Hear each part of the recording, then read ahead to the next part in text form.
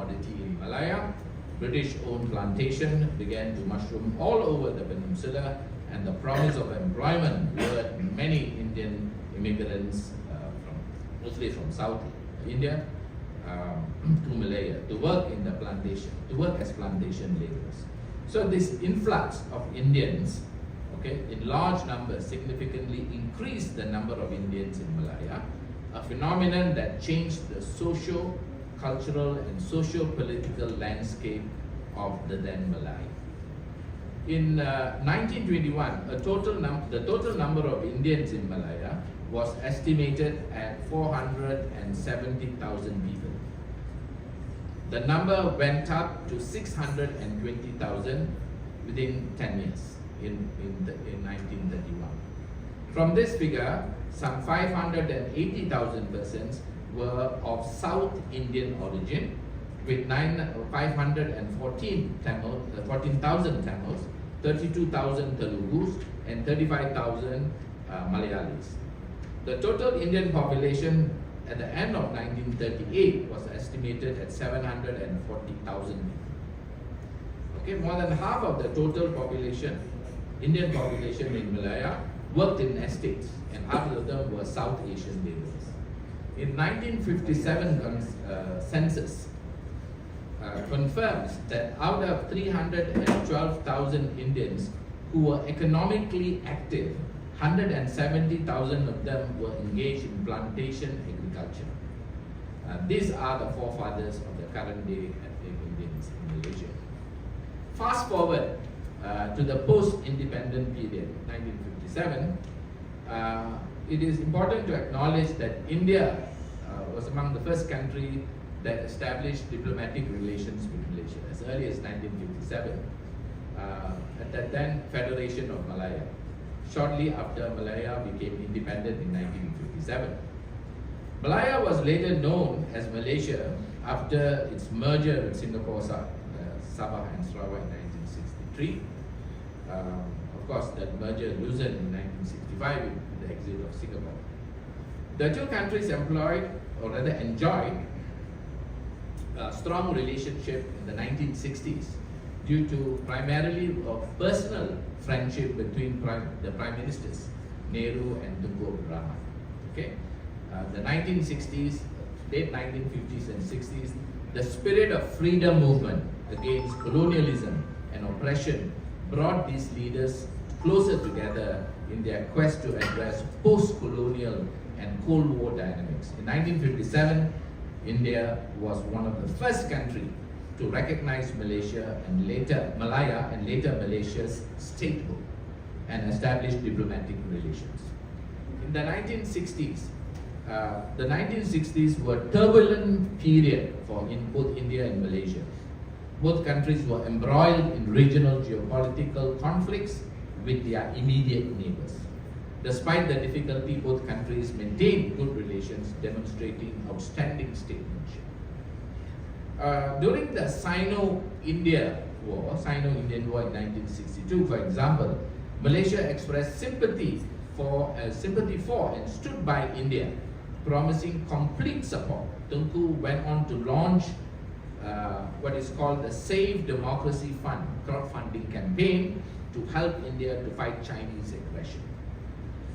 During the war, Malaysia was the first Asian country to provide India with more than just moral support. India proved to be a reliable ally in times of crisis for India. Between 1963 to 66, President Sukarno of Indonesia launched a military offensive called Ganyang Malaysia against Malaysia. He was unhappy with the formation of the Federation of Malaysia with Singapore, Sabah and Sarawak, which he saw as an attempt by the British to maintain colonial rule under the guise of independence. In this crisis, India supported the Federation of Malaysia and helped to bring the issue to the into the international spotlight. For example, despite Sukarno's vehement opposition, India insisted on including Malaysia in the second Afro-Asian Conference. In addition, Lal Bahadur Shastri, the then Prime Minister of India, advocated for Malaysia's non-permanent membership in the United Nations Security Council. In response, Indonesia pulled out from the United Nations in 1965. Malaysia also severed diplomatic ties with Pakistan in 1965 to show solidarity with India following the India-Pakistan war over Kashmir. This audacious move demonstrated that Malaysia values, both countries values international ties more than religious concerns. Following the tenure of Tunku Abdul Rahman, the subsequent prime ministers of Malaysia also have shown strong tendency towards building closer ties with India across many areas of engagement, both bilaterally and regionally, particularly through ASEAN initiative and on the international stage. India and Malaysia have established strong political, defense, economic and socio-cultural relationship over the years, which has been facilitated by the substantial ethnic Indian diaspora in Malaysia. Nevertheless, relations with India in certain periods had their own share of issues and complexities, especially as Malaysia began to be more Islamic in its foreign policy outlook. However, Malaysia's economic rise in the 1980s saw India become a reliable trading partner. India's relatively benign geopolitical outlook towards Southeast Asia and a vibrant Indian diaspora community in Malaysia facilitated relations between the two countries. When Najib Razak became Malaysia's sixth Prime Minister in 2009, relations between the two countries started to deepen more intensely. Najib's government took serious initiatives to strengthen relations with India. For example, in the year 2010, Najib held an inaugural official visit to India and was reciprocated by the then Indian Prime Minister Manmohan Singh in the same year. During the visit, both countries agreed to collaborate on what we call the framework of strategic partnership, which envisioned a development of a multilateral relationship and elevate bilateral relations to the level of long-term strategic partnership. During the visit, several important MOUs were signed, one of which was the Comprehensive Economic Cooperation, CECA. Then also there was also agreement on traditional system, on Indian medicine, on tourism, on research and development. So both prime ministers also inaugurated what you have in Brickfields today, the Little India Cultural Project. During that time, there have been regular summit-level engagement and meetings between ministers and senior officials in the areas of mutual interest, right, including diplomatic, economic, and defense issues. Okay. During that period, Malaysia became India's third largest trading partner in ASEAN. Bilateral trade between India and Malaysia stood at about 12.8 billion in 2015-2016 period, as against to 16.9 billion a year before. The trade balance favors Malaysia, of course, it favors Malaysia by 4 billion, 5.4 billion. In terms of investment, the total investment from Malaysia stood at around 7 billion, more against the total investment from India, which stands at 2.5 billion. Now, Najib's India engagement was inextricably linked with the Indians in Malaysia. During his visit, Najib acknowledged that Malaysian Indians will play a pivotal role in bringing Malaysia and India closer, saying that they constitute a special reason why it is so natural for our two countries to forge even closer and friendlier relations. Since the majority of Indians in Malaysia are from South India and speak Tamil, Najib made special efforts to connect with the state of Tamil Nadu, okay, in South India, and with Hollywood, right, the India media industry, film industry, which has a strong influence among Indians in Malaysia. In May 2018, Malaysia experienced a significant political shift when Malaysians overwhelmingly decided to overthrow the ruling party, the Barisan Nasional, through the electoral process. The so-called Malaysian tsunami dethroned the political coalition which had been in power since 1957. Dr. Mahathir Mohamad, the Malaysian patriarch, and the fourth Prime Minister, was re-elected as the country's seventh Prime Minister in May 2018. Prime Minister Narendra Modi was among the first head of state who met Mahathir in a brief stopover in Kuala Lumpur to congratulate him in his election victory and appointment as a Prime Minister. Modi at that time also met Deputy Prime Minister Wan Azizah and her husband Anwar Ibrahim. According to the Malaysian Foreign Ministry statement at that time, the meeting between the two leaders underscored the fundamental strength and the age-old millennial relations between the two countries. It demonstrated strong commitment and strengthening of strategic partnerships between these two countries. Okay. However, despite the initial goodwill gestures by both leaders, relations kind of soured. When Dr. Mahathir took an anti-India stance on the allegation of the rise of Hindu nationalism, mishandling of the Kashmir issue, and also the Indian Citizenship Act CAA. Things worsened when Dr. Mahathir refused to extradite fugitive Indian evangelist Zakir Naik to India, claiming that Zakir Naik would not receive justice in India. So India reacted by privately urging the Indian palm oil importers to boycott Malaysian palm oil. However, this diplomatic spate was short-lived. Bilateral relations slowly improved after Dr. Mahathir stepped down as Prime Minister in 2020. So despite these setbacks, recent development shows that Malaysia-India relations are on the positive trajectory, marked by growing economic cooperation and strategic alignment despite some historical fluctuation. Malaysia and India have recently strengthened their bilateral relations, elevating their relations to what we call the comprehensive partnership. This elevation was formalized during the Prime Minister's visit to India in August 2024.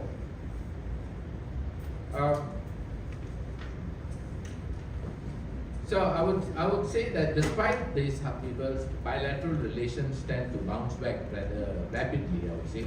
However, I would argue that the resumption of the previous warmth in India-Malaysia relations largely depended on the new Malaysian government's ability to maintain neutrality on the major irritants to India.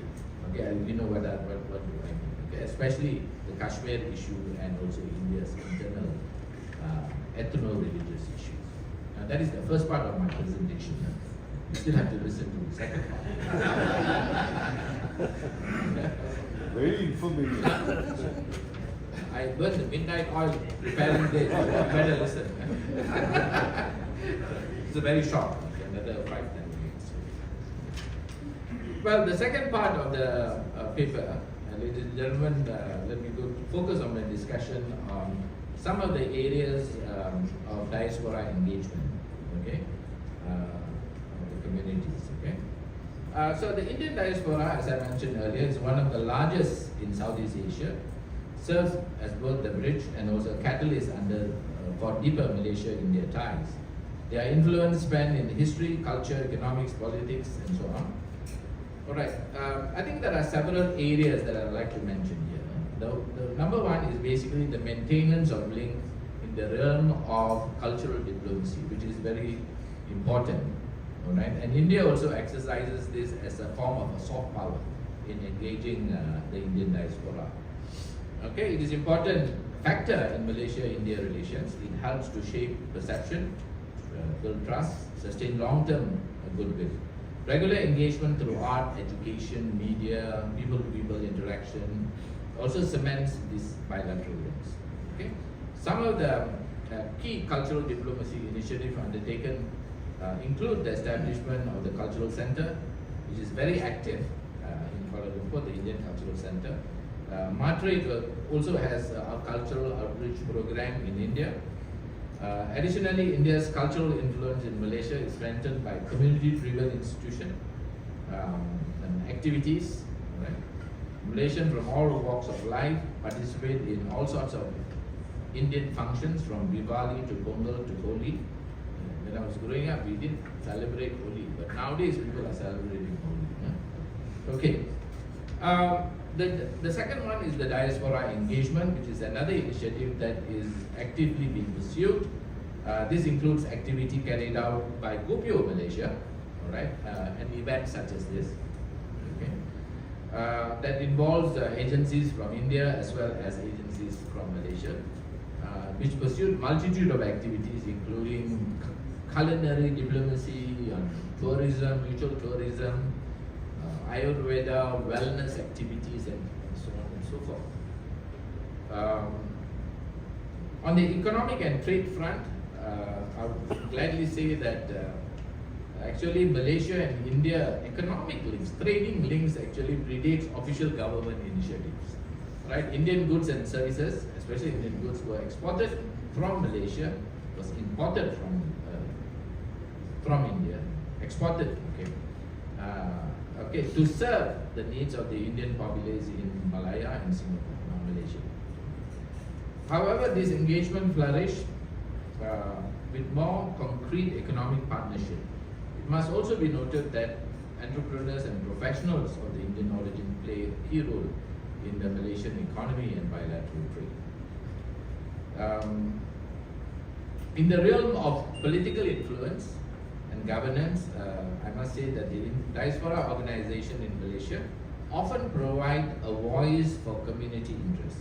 Engagement between Indian ministers and diaspora leaders, like for example, today we are meeting the Minister of State at 6 o'clock, if I'm not mistaken, for a short discussion. Okay, all this helped to shape India's approach towards foreign policy priorities in this region. Okay, diaspora lobbying, which is something new, has also influenced visa facilitation, dual citizenship discussions, consular services, and others. So this political activism makes the diaspora a vital stakeholder in the diplomatic dialogues. With that, ladies and gentlemen, I will try to conclude. Alright, the initiatives I explained do not come without any hurdles. While the diaspora strengthened bilateral relations, some challenges remain. Socioeconomic disparities in education and income have at times fueled local tensions. Therefore, sometimes call for a greater political representation can spur domestic debate about certain policies. But by tackling these challenges with inclusive policy, we can enhance the potential of collaboration between the two countries. In the future, I believe that the Indian diaspora will continue to have an impact on how India and Malaysia engage in various ways. Everyone benefits from creating stronger relationships through intellectual, cultural, and youth exchanges. The diaspora's evolving role in political partner, economic partner, as well as cultural ambassadors to India promise a more in-depth bilateral relationship. Ladies and gentlemen, I thank you for listening. I wish you a rewarding conference. Thank you, Professor Dr. Ravichandran Murthy. You transported us for a time travel. I was thinking about my ancestors' struggle for a moment and the current progress. So it was like a time travel, definitely. Thank you, Professor, for a great insight, and it was very detailed. So, ladies and gentlemen, we now move into our first panel discussion of the day with the session A titled Preserving PIO Heritage and Identity in an Uncertain World. In a time of rapid global change, the question of cultural preservation, identity, and legacy becomes more urgent than ever. This session will explore the challenges and opportunities faced by people of Indian origin in maintaining their rich heritage across generations and borders. We are honored to have with us a distinguished panel of speakers, each bringing unique perspectives and expertise to this important conversation. And moderating today's session is Professor Dr. Sarjit Singh Gill, an esteemed academic and thought leader in the field of sociology and cultural identity.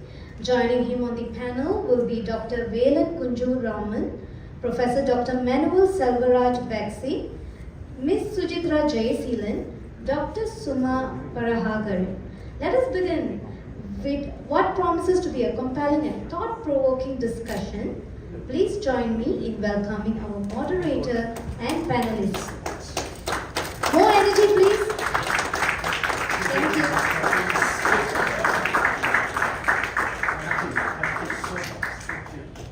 Namaskar. Thank you so much. Thank you. Thank you, His Excellency.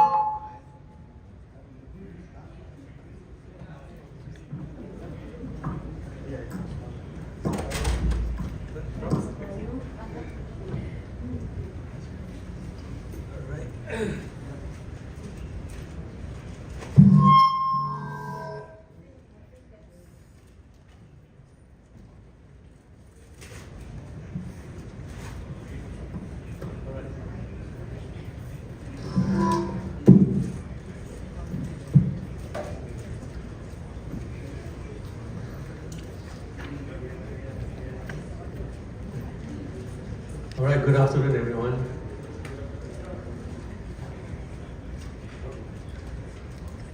How long do we have? 1 hour? Time? 40 minutes. 40 minutes. Huh? 40 minutes. 40 minutes. All right. We can have the what to get money. All right, 40 minutes.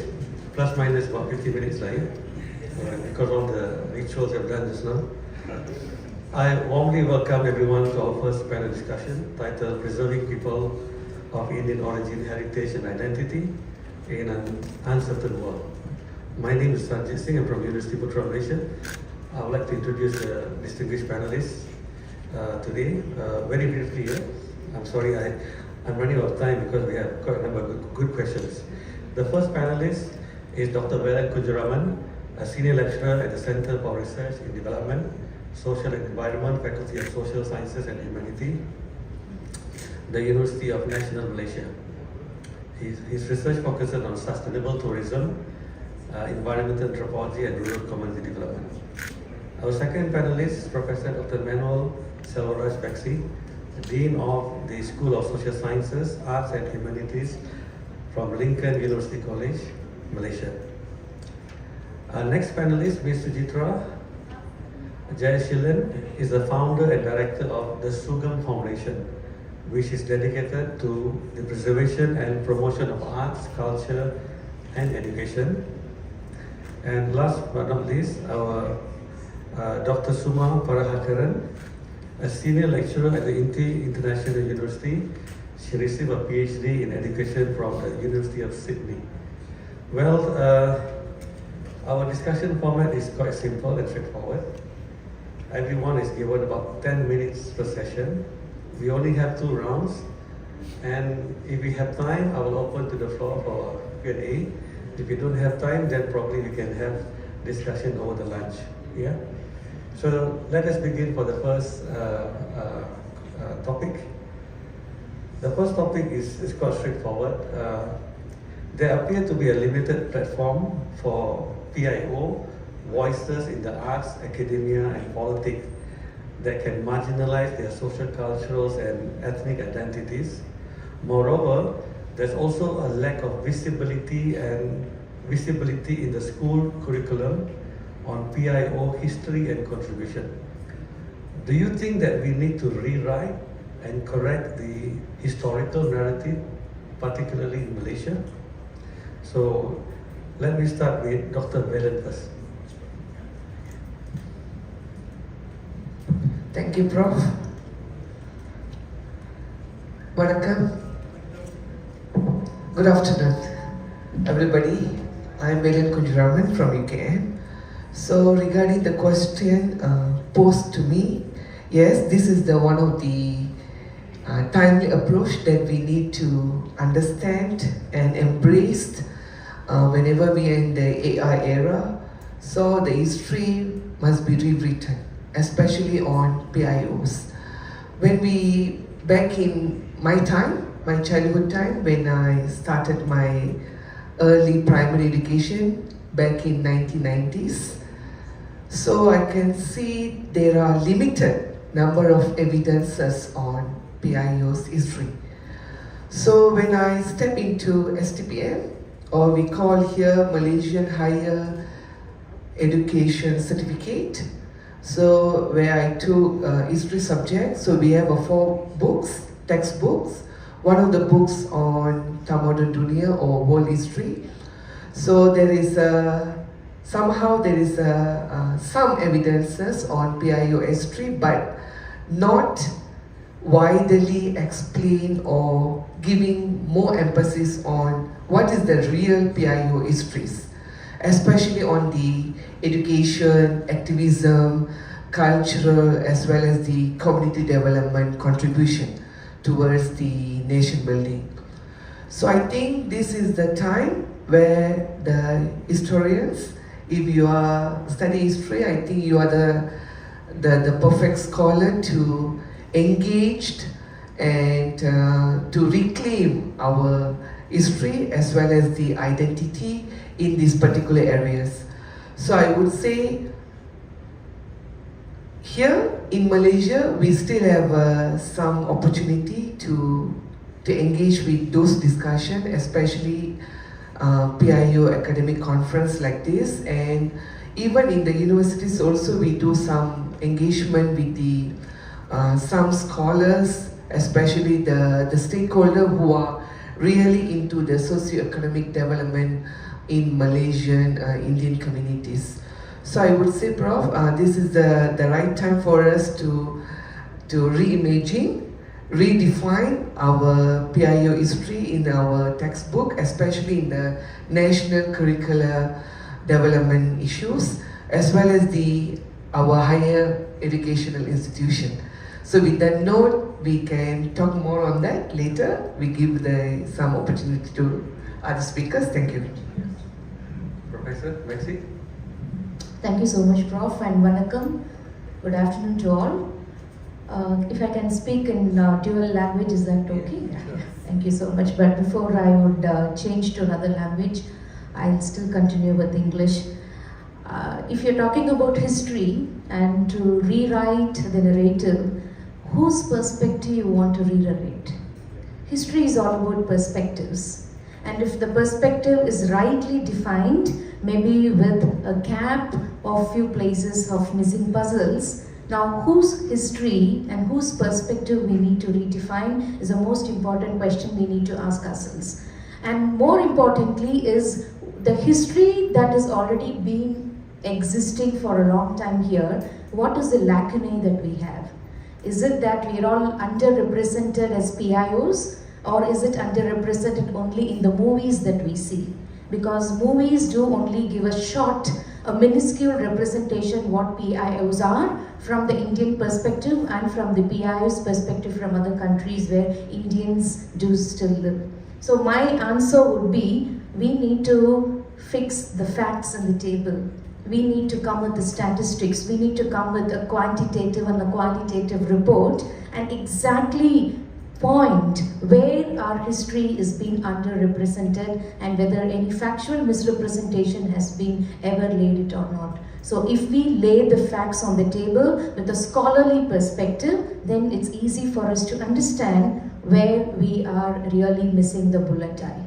So that's the answer to the question, Mr. Prof. Thank you. Good afternoon.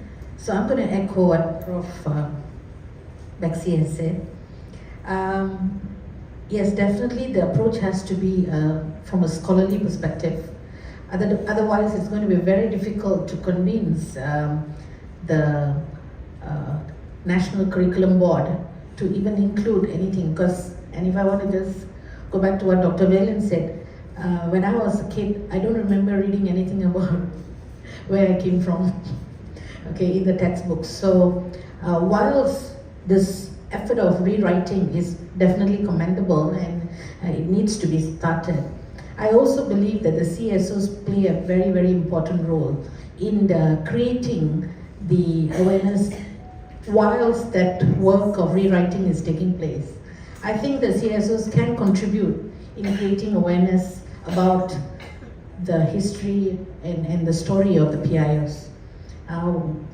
Maybe a national awareness program through the Tamil schools for a start, and the Kebangsaan children, poor Indian kids there who are left out in many things.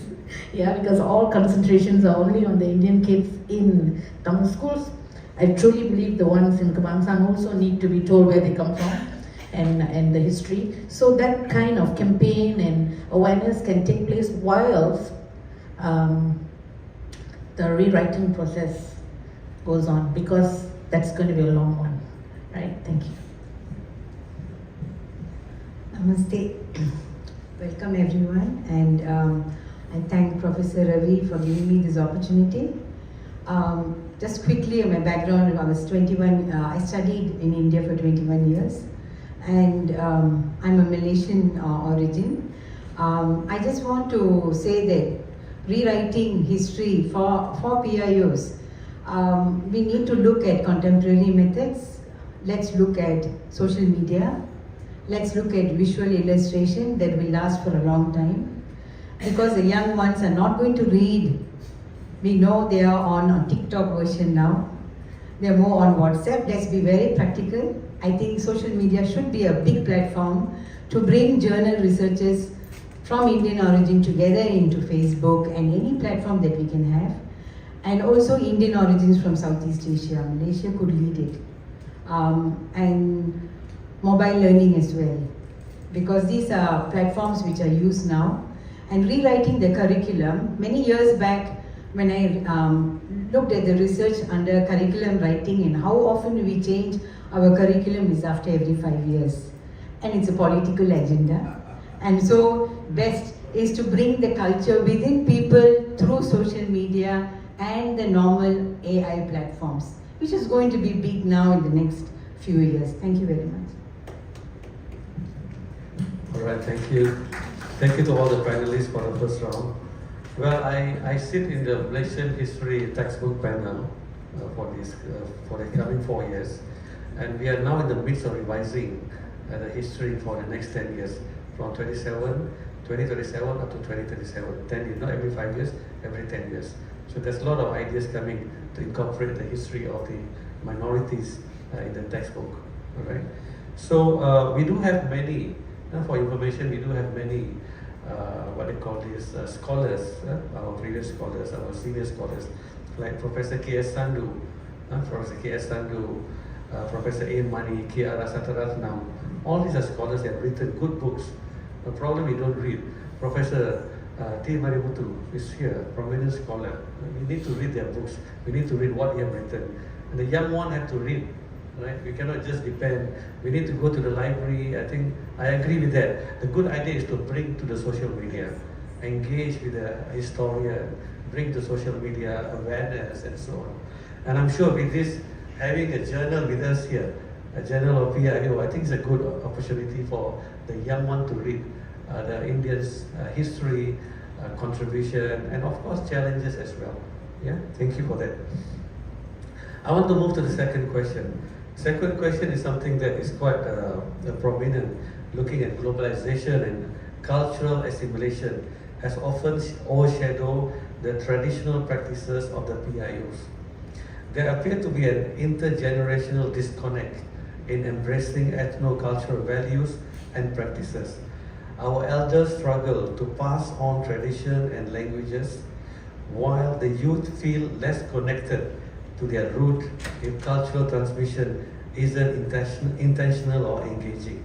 So the question here is, how can the PIO, especially the younger generation, this is our younger generation here, embrace dominant cultures without sidelining our ancestral cultures, roots and values? Please, Dr. Velen. Thanks, Prof. It's really an enlightening question, especially I'm in the early 30s. So I think this is the right platform or a role that I need to play to engage with our youth especially the university student where I came from UKM. So we do have some cultural programs from the SKMI, whereby I'm the advisor for that organization. So we do have some cultural programs, language, and also some socio-economic development, capacity building programs, engaging with the local community who are really struggle making their livelihood better. So I think for the youths, we need to invite them. They won't come voluntarily. So we need to invite. So I would say whenever there is a program, we need to invite personally, okay, friends, are you really interested to join our program? Are you a volunteer? So now the volunteerism spirit is really less among the youths. So we can see from our naked eye in the university levels, whereby the students are more engaging with the what we call the fun or entertainment related programs. So there is a less connected with their roots, I would say. So that's why as advisor, as the SKMI, so we want our student go to the field, see the real phenomenon happening there, the struggle faced by our own Indian community. So I would say we need to living both worlds. One is the cultural, the traditional world, and also the AI world. So as I mentioned in the past, the social media and also the technology adoption among the youths are already there, but we want to know in which ways they can embrace, right? So whether in a contemporary world or in the traditional world. As one of the youths here, I know there are many youths there, so I still go to temple every Friday. So this is the one way I can embrace my roots. As a Hindu, we have some ritual and all that. We can still practicing some ritual in order to make ourselves feel better, because we want the spiritual intelligence. So otherwise the depression, the stress issues will affect us. So to conclude, youths are there, but they need some guidance from the elders, like the people who are really into the community development side. So they have to come forward and guide all these youths to engage significantly in terms of the community development, the Malaysian community development issues, particularly in Malaysia. Thanks, Prof. Yeah, thank you so much for this question. The easiest answer is to put into action. You know, I'm so happy I'm wearing my mother's saree today. Because I can smell my mother, and I rarely give this for dry wash because her DNA will be lost otherwise. You know, and every New Year or during Pongal, especially during Thai Pongal, I take my grandmother's saree, which is almost 90 years old, and it has slight holes, but I don't mind. I'm happy. It's sustainable. And this is not a challenging question for PIOs, it's also a very challenging question for Indians as well who live in India. Because to be Indian and to look Indian is very challenging. You know, nowadays you see almost every youth or 18 to 22-year-old girl especially, they look the same for me. Because they contour their nose, right? They are Indian, but we want to look Korean. Because we want Korean cosmetics, Korean glass skin.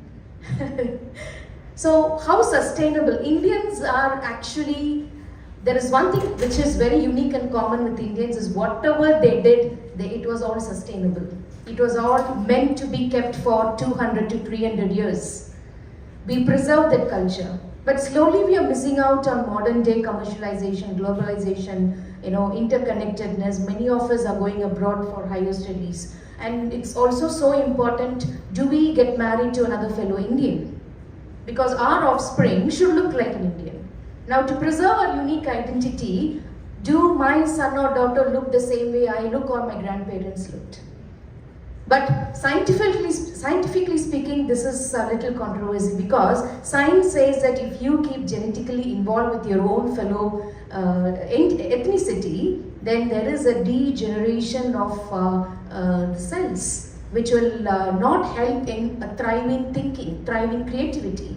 So somewhere we need again a scholarly discussion like this to confirm how long can we become unique and not become extinct in another 500 or 600 years. I think this is a challenge not only the Indians do have, but also dominant cultures like Chinese, even they do have. But the simplest answer to this question is to be in action, not to put in action, be in action. Just dwell into the past glories of what was ever successful, what was ever success from your grandparents, from your ancestors.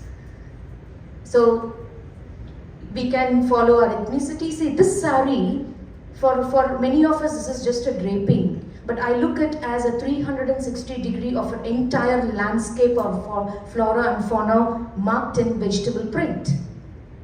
So this is an artistic understanding of some viewer, of a weaver. So we need to culturally interconnect, and for that we need to empathize with our culture. So first thing, to preserve our culture is to empathize our culture. And there is, in India especially, there is not, you cannot find one culture with one person. If you have 2 persons, you have 5 different cultures within the 2 people. So India is it's a beautiful and a complex mix of so many cultures. But let's try to empathize that culture and put into action. And I think from next Pongal or next Deepavali, not Diwali, Deepavali, I think we can be draped in our grandparents or our family's attire, and still we can be relevant in social media.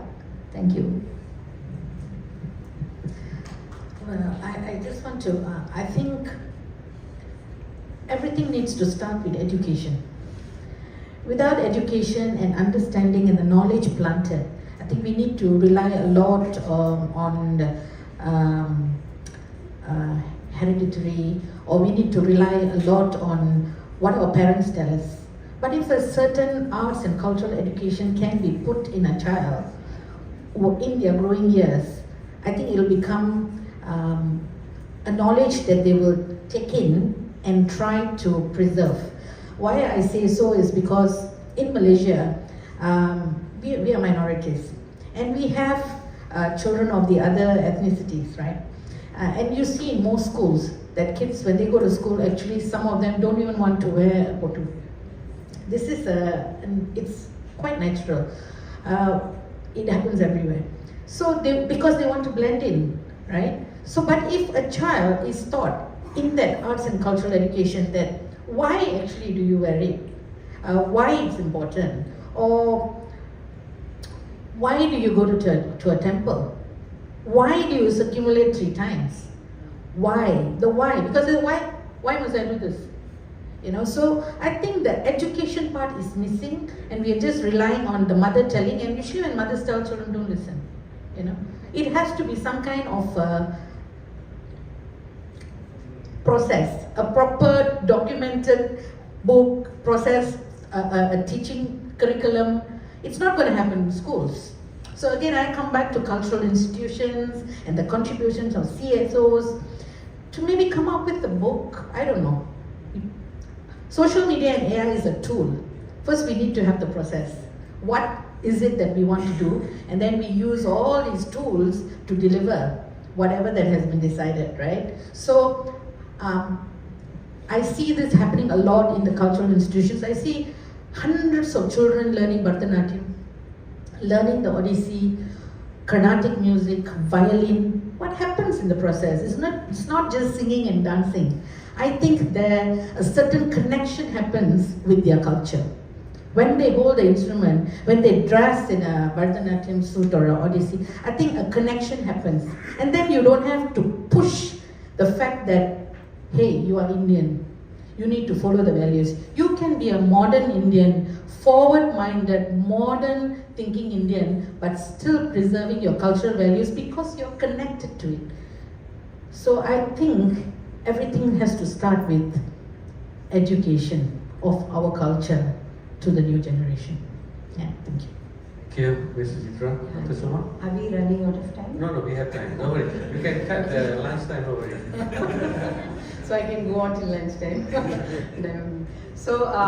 The thing is that during COVID time, we saw WhatsApp messages going around on neem leaves being put on the aircon in homes. Why? Because people are observing that Indians, my neighbor, opposite house neighbor asked me why so many Indians are fine, but many other races, there were disasters there. What's the reason? She asked me. I said, I don't know. I have turmeric, ginger, and I have all my Indian Ayurvedic food in my mixed in my food. So I think the basic thing is to teach children and youth why the ancient knowledge is so important for their daily living. My son loves to take Chinese food, Indian food, he eats everything, but he makes pasta at home. I don't know why. I've been giving him Indian food every time. Yes. So now I told him, you can eat what you want, but 2 days a week, go and eat a banana leaf. The reason being, the turmeric is there, all the spices are there that will guard your health. And if I know that you're taking your banana leaf, I'm happy here. I won't ask you what you ate today. Because he keeps asking me, why do you ask me what I ate today?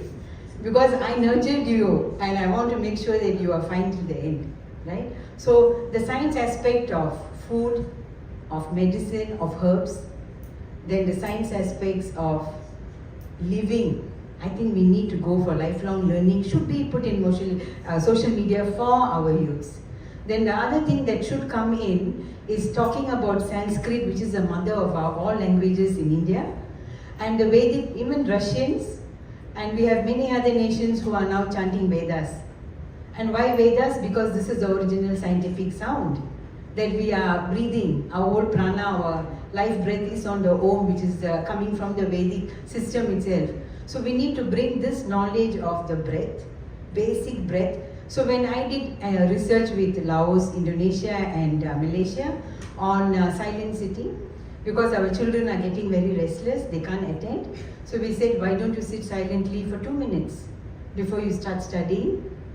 And it was easily implementable in places where they were taught to sit in silence for 2 minutes before the class started. But if you go to, when you look at it religiously, when you look at it racially, it doesn't work. Because I had Indonesian teachers. Are you from Indonesia? Yes. Indonesia Hinduism is there. We did train them on silent sitting, some of the teachers.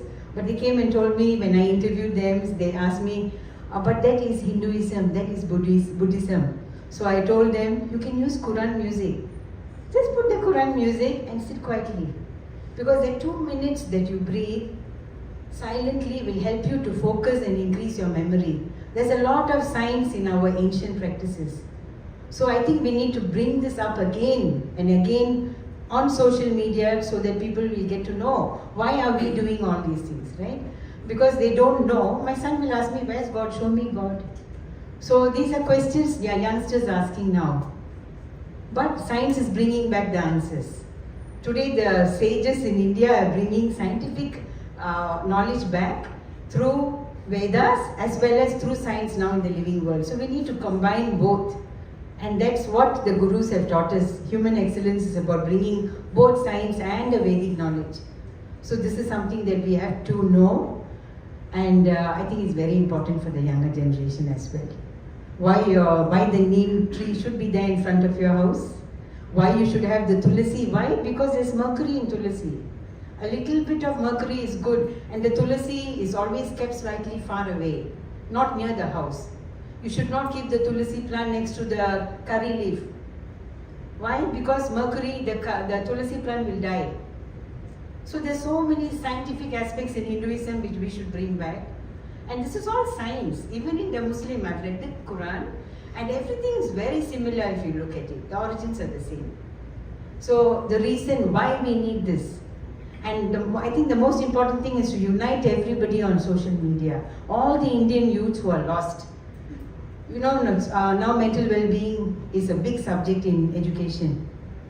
People are trying to bring students to become normal because they are lonely. And that's why they're taking to social media. So bringing unity back is very important. So I hope I'm ready to help. In Nilai, I tried to go to many schools, temples, asking them whether we can do extra classes on this. But the system doesn't allow it. Either it's the temple management that is not working, parents fighting with the temple management, school that nobody has the time to give it to you. Actually, I don't mind an empty hall on Sundays to go and just teach them, but the opportunity is not made because of the system itself. So I'm sitting down at home now and doing silent sitting because I can't help outside. But hopefully the PIO community will give us the opportunity to work in social media, to write the scientific aspects so that the youth will be in touch. Thank you. Right. Thank you, Dr. Suma, for your observation and ideas. Well, in my own community as well, we do face a lot of challenges, but I think the young Sikh who, we need to transform our religious institution. We should go beyond ritual, right? So we are good, most of the religious institutions are good in making the institution beautiful, renovation, but we spend a lot of time on the physical aspect, not so much on the religious aspect, value, culture, knowledge, and so on. I think this is what the young people are shying away from the institution. So now the next one is we're going to focus on language and identity. Our languages are very important. Tamil, Telugu, Malayalam, Punjabi risk decline when not used habitually in diaspora communities. Language loss can weaken our links to cultural narrative and also expression. How does language play a role in preserving the identity of PIO communities? And how do we overcome challenges in learning our mother tongues? Right, please, members. Thanks, Prof. I would say this is very interesting in my own subject, language. I don't know how many of you, when you came here, you speak in your mother tongue. I really don't know. Okay, so I think most of us, our mother tongue is Tamil, Malayalam, Telugu, and Prof is Punjabi, right?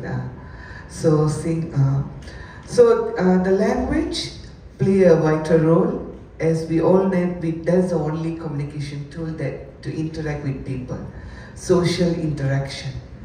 Language without social interaction is nothing, right? So that's why the language always comes first. And if you lost your own mother tongue, so you lost your tradition, your identity. If you lost your identity, of course you will lose your culture as well, your cultural aspect and everything. And why language is important? Because through language we can share our experiences, life experiences. So this is one of the part that I always take into consideration also in my own life, whereby in my own family we speak 4 languages. Of course, mother tongue is Malayalam. So Tamil, my mother and my father will speak in Malayalam. So English, of course, in the university, and also Malay from the public space. So these are the 4 languages, how you can transform into a good person, right? So one way, of course, you have to practice at home, your own mother tongue. Don't lose it. If you lose it, of course you will, it's a one way you can eliminate your own identity. So speak at home. Second, try to blend with other languages as well. Because here in Malaysia, our national language is Malay, Bahasa Malaysia. So try to speak during your own time. So whenever you meet your friends, and of course the global language, which is in English. So if you want to interact with the other nationals, The only way through the global languages in English. So how we can overcome these challenges? Now, in this digital era, we can use many apps to learn our languages, right? Apps, there are some apps in all languages, and also some songs and games, right? So I think many of us love to listen songs. So you can, why don't you try some other songs from the other languages for the start? So if you like it, then I would suggest to speak freely with your own members in the community, right? So in this way, you can eliminate all those challenges and embrace your own identity through your language, and of course, you can learn other languages in your public space. Thank you, Prof. Thank you, Dr. Velen. Prof. Bexy? Okay, Prof, with your permission, I'll shift to in Tamil. Yeah, please. Yes. Okay. I understand basic Tamil. Thank you so much, Prof. Yeah. Anyway, when I drink lassi, I say bale bale. Okay. Have you heard the word kuppai? Kuppai. Kuppai? Rubbish? Kulam? Kudai? Kudam? So anything with a semicircle in shape starts with the word kaku. Kudai, semicircle. Kuppai, we throw, becomes a semicircle. Kulam, it's an inverted semicircle. So we need to understand the semiotic and etymology of the root language of our mother tongue. Be it Tamil, be it Malayalam, be it English, even be it Punjabi or Telugu. And who can do this is definitely the scholars, the language scholars, who can infuse the narration, the story behind the formulation of the word that is there in the language that we speak. The more we understand the etymology, the more we understand the semiotics, it's beautiful. It retains. And it can be passed on to the next generation very easily because it is all assimilation. And one of the Harvard, very famous Harvard study conducted in 1998, it's a very old study, says that Tamil, by speaking a good frequency, by using the words very frequently, the neural network of your brain is proliferating very faster, which means its proliferation is very faster. So which means the connections between your brain network, it expands profusely without any reason. So the more in touch with your mother tongue, at the same time also embracing other languages will help us elevate. Say when you eat a mean polichadu, it's adipoli, huh? It's not nalla irukku. No, you can't say nalla irukku for mean polichadu. I think you understand the difference, you know. It is adipoli. At the same time, when you eat a gongura mutton, it is keka. You know, you can't say again nalla irukku. But when you eat a rasam rice, amurdam, you know. So I think it is so divinely made. The food, the taste, you know, the connections, the semiotic energies that is inbuilt, it revitalizes the language that we speak. So I think it's a short answer for this question, Prof. Thank you so much. Actually, I've forgotten the question. Can you just ask How does language play a role in preserving the identity of PIO communities, and how do we overcome challenges in learning ethnic mother languages? Thank you. So, maybe I'll talk a little bit about myself. So I didn't go to a Tamil school. Okay, I was a Kabangsam school kid. And, but I remember I was growing up with my parents.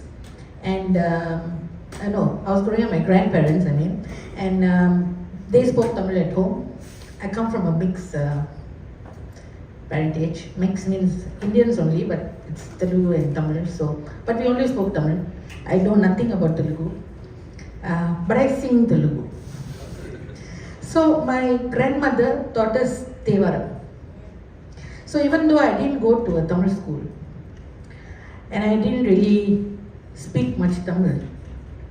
But I sang a lot of Tamil. So my pronunciation is Tamil. I will never say Tamil. So I think there is various ways of approaching how to learn a language and how to make the child learn. So when I went to the university, so yeah, and then later my father, when I came back and stayed with my parents, my father arranged a Tamil teacher who taught us, all of us, me and my siblings. We learned Tamil, so we could read Tamil, we could write Tamil, we can understand Tamil, but we could not really communicate very well in Tamil because everyone around us would speak English, including my grandparents learned some English words also.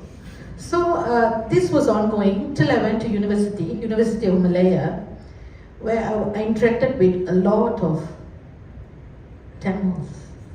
Many of them, the students, right? So we are like polarized and we mix a lot with our own people.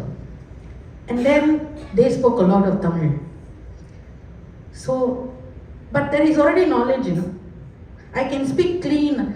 I can say all the words, the ra, la, ra, all I can do. So it was much easier to speak the language. And then I had to, they put me in a debate. I can write. And then, okay, write. And then read it. And then I worked for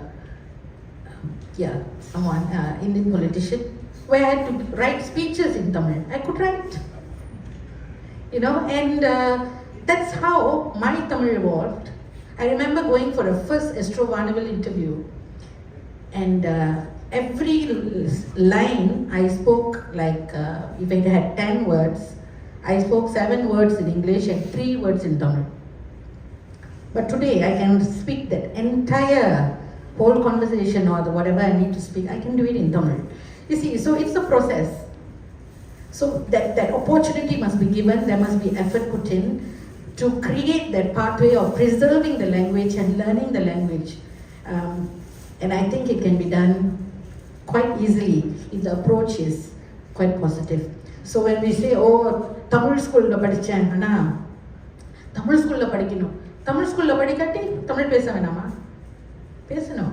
That is if you are speaking Tamil. If you think Telugu is your language, then learn it. If you think Malayalam is your language, learn it. And it can be learned through songs. It can be learned in a fun way. Then later, all those words will come into play. Right? So, I think that's my answer. Thank you. I think we have to we have to facilitate this discussion and discourse with the youth on why learning languages are important. We can learn as many languages as possible. But the main reason that we are learning our South Indian language or North Indian language, any language that we originate from, or Indonesian language or Chinese language. Now if you look at Southeast Asian language, you will find that all our tones are from here. It has to get involved here, all these notes here. Whereas when you speak English, it has to come from your throat. Your vocals have to be very opened to speak just like the Englishman. So why are we doing here is because again culturally back to our chakras, our breath, our notes. So we have to look back at science to see why we have to learn our own language. Okay, because all these areas are activated, which will improve your memory, which will improve language, which will improve the sounds for good health. So this is why we need to learn these languages. In my case, I was lucky because I stayed in Tamil Nadu. I'm a Malayali, I can speak Tamil. I had to learn Hindi as my second language. My prayer book was in Sanskrit. And you know the dots that you put on Sanskrit, on these alphabets, you see dots, the visargas and all that. Those dots actually when you say, it touches all these notes, which will increase your memory. So most of our South Indian language and even North Indian comes from Sanskrit. And when you make those sounds, Cambodia, or everybody has got a touch of it. right? Southeast Asia. So we have to bring this up so our children's memory will improve. Because AI is coming up. Soon we will be slaves of ChatGPT. So before that happens, I think it's the right time to actually teach everyone why we need to bring this intelligence up. We need to command ChatGPT, not ChatGPT command us. Today, all education has become real nonsense because I'm from the university, but I see the students are regurgitating from ChatGPT. They don't want to compose, they don't want to think. They don't want to think. They just want the answer for passing and getting a job. So we have to be very careful because we are degrading, not only in culture, in language. Our identity itself will go. Even if you speak the language, our identity will go with ChatGPT. So what technology is going to do is very destructive if we do not catch it now and teach the youngsters on the importance of why we need to look at sounds. The sound is very important. And what is it influencing our brain system itself? Thank you. All right, thank you, Dr. Kumar. Well, I think it's very well said by all the panels in regards to language and identity. If we don't invest on the language, conservation, preservation, I think we're going to have problems in the next 20, 30 years. And this is where the stakeholders, those rich communities must invest right to this various stakeholders, not just Gopio, but also to the temple, religious institution. Like for the Sikh, our children go to Gurdwara every Sunday to learn Punjabi language. So there's Punjabi education at the Gurdwara level. So that's the only way. We used to have Sekolah Jenis Kebangsaan Punjabi, 1950s, 60s, but no more, we don't have that. So that was a mistake. That was the reason why I fight for the vernacular school. Vernacular school must stay. The Tamil school, Chinese school must stay because these are the part of language preservation. All right. So I think we don't really have time. Is it okay if I open to the floor for one questions? Okay. Do you have any questions from the participant? Yes, Prof. Sivapalan.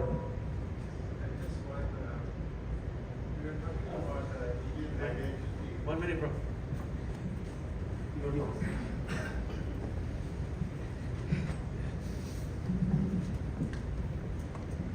Good afternoon. You're talking about Indian identity. I was thinking about all the panels were talking about the cultural identity, all the positive side. How about removing some of our negative identities associated with Indian, like gangsterism and coolie identity, as well as pendatang identity or whatever. I mean, I'm thinking about instead of talking about this positive, but we also have to remove some of these identities. I think that's a very, very valid question because all of us suffer from this social stigma, all of us. Because the first impression that we get when they see an Indian, until we open our mouth, it's a first impression. It's a social stigma. So we need more good news. We need more positive activities to be showcased. So I just want to share what I did. Simple thing. We put up a 50-member choir, simple. Because the children learn singing, so I put up a choir. And I fuse all these Carnatic elements into local songs. Okay, so they are able to perform in many public functions, not just Indian functions. So there was one place we went and performed in Sunway University, and the whole place was filled with Chinese. And I was standing at the back, kids were in front, and I can hear them all saying something to each other, and one little kid ran in front and stood in front of the choir clapping, and then I could hear them saying, wow, not bad, huh? Indian kids can sing, So I mean, it may sound very simple, honestly that is positive activity, that is changing the mindset that, hey, Indians can do good stuff. You know, when we excel in academics, when we excel in the sports, it comes out as a one-day news, and then we go on doing other things. So those kind of positive news needs to come out more and more and more and more. And how do we do that? There's a lot of groundwork that needs to be done for that positive news to come out, so that slowly the mindset will change that Indian means only trouble. Yes. Yeah. Okay. Thank you. Dr. William, you want to say? Okay. From Mexican. You know, I'm basically from India and I'm here in Malaysia for the last 8 to 9 years now. Don't invite those directors, those music directors, those heroes, those film composers from Chennai for a good piece of money and make them perform here because you celebrate, they give the dictate. You are inviting them. And when you ask the music composers, they have a template in Tamil Nadu. We say Kollywood movies. Madam, we need one movie for Malaysia. Because when they go to Malaysia, these are the kind of piece of music that they like. These are the kind of gangsterism they like. These are the kind of violence they like. So they have the template hidden inside their script writing. So why don't the panels, the Tamil panels in Malaysia, especially the ones linked with the cinefield industry who's arranging these visits, stop. Promote the PIOs, promote the creative skills of those of Indians living in Malaysia, because already I think it's become an endogenic, because this Malaysian culture with the Indian community here is a nice concoction of many different ideologies and many different philosophies. Why not promote this? Because Malaysians love the gangsterism from India, you are uprooting it. So maybe it can take a conscious decision from other forums, especially who are very close to the entertainment industry. Take a conscious decision not to bring in those elements back to the movie screens in Malaysia. I think over a period of time, it has to stop and it will stop. Yeah. Thank you all. Good observations. Yeah, Dr. William. A final note. I wouldn't say I won't agree with what Dr. Siva said. Yeah, it's true, it's facts. Even we have documented so many issues about the gangsterism, all these social dilemmas among the Indian community in our textbooks, published by the University of Malaya Press and also UKM. Yeah, that's true, but again, I want to make one positive note on how we can change this phenomenon. I don't know how many of you have been to Borneo, Sabah, Sarawak. If you go there, the Indians are highly respected, highly educated. Majority of them are educational professional, lecturers, doctors, lawyers. If you go to the temple there, all are silent. They pray. So how I noticed this, because I studied there almost 10 years in Sabah. So I observe all these positive sides of our own identity, our own people. So even though they speak in English, so when it comes to closer to us in person, they do speak in our own mother tongue. So this is a one great example that we need in Peninsular Malaysia, and we can do some things for that, and we will hoping one day will come over here in Peninsular Malaysia. Thank you, Prof, for the opportunity. Thank you everyone. Thank you to all the panelists for your engaging and insightful contribution and observation. Ladies and gentlemen, we have now come to the end of today's first academic PIO session. On behalf of the organizing committee, I would like to extend our sincere appreciation to all the panelists, our members or participants for having us here today. And we hope the insights shared today will inspire further research, collaboration and action in your respective field of studies. Now I give to Swansha for the next program. Thank you very much. Thank you, panelists. Please remain seated. Dhanyavad, Nandri, Nanni, Dhanyavadam Malu. Let's give them a warm round of applause. In a nation as wonderfully diverse as India, home to 22 officially recognized languages and countless dialects, our academic conversations are deeply enriched by the very diversity that shapes us. Indian culture is not just a heritage, it's a living, breathing mosaic of traditions, languages, philosophies, and ideas. Today's panel beautifully reflects that richness, bringing together minds that celebrate knowledge, inclusivity, and the vibrant spirit of intellectual inquiry. So with that, right now, thank you, and we will now invite Professor Marimuthu up here, so that we would like to invite him to the stage to present the token of appreciation to our speakers in recognition of their valuable contributions. And your presence and insights have truly elevated today's session, and we are deeply grateful. Thank you so much. Professor Marimuthu, please present to the stage to present to all our moderator and panelists. Thank you.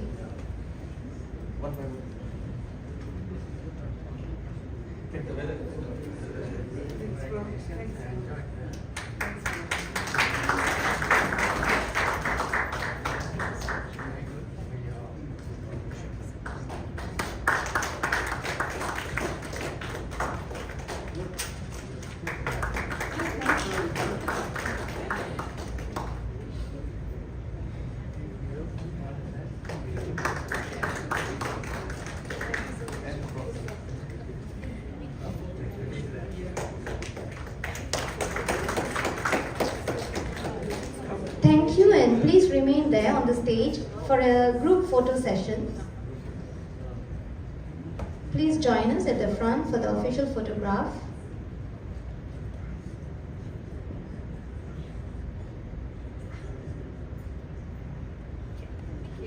Thank you for your valuable contributions. Ladies and gentlemen, lunch is now served. Please proceed to the dining area for a vegetarian buffet. We will reconvene for session B at 2 p.m. sharp. Thank you.